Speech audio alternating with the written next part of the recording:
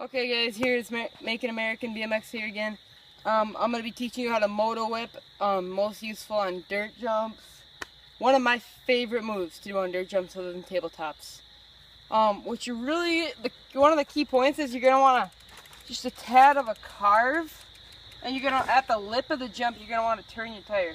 And I'm at my buddy Riley's house right now, but he used the Bobcat to make all his jumps. But if you were to have jumps like mine back at home, which I can do a whip off of, I'm not the best, but I'm pretty solid. And you don't need a big jump, you just need speed and you need a good angle on the jump so you can get up high.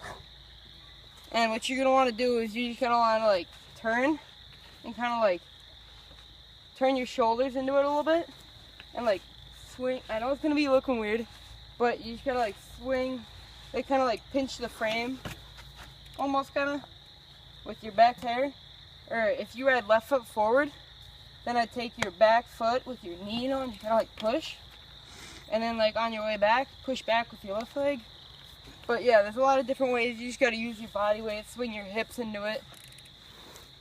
A bigger jump helps a lot. Like as if we were gonna see this, you'd get a lot more air. And this is one of my favorite moves to do on a dirt jump. And stay tuned for the example.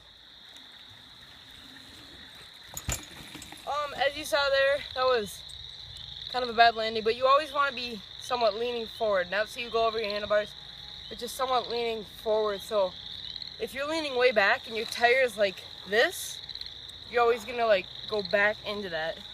But if you're leaning forward and pushing on your handlebars just a tad, you're gonna be able to do this. I think this video goes into what? Oh, when you ride off the jump, you want to ride it a few times just to try it out, because your bike always wants to be lined up with the angle of the jump.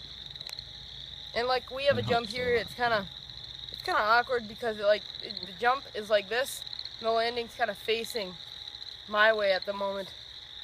So it's a little easier to land, but you always want to make sure you have a good landing. This jump trick is very useful, and some people can even get to turning their bikes like this, which is called a turn down.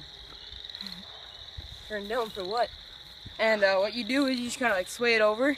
You do a whip, but then you also like do a bar turn. So you're gonna look like this, and you're just gonna be like this, and you're gonna pull back out of it. If you go to Adam LZ's videos, he has a couple great turn downs.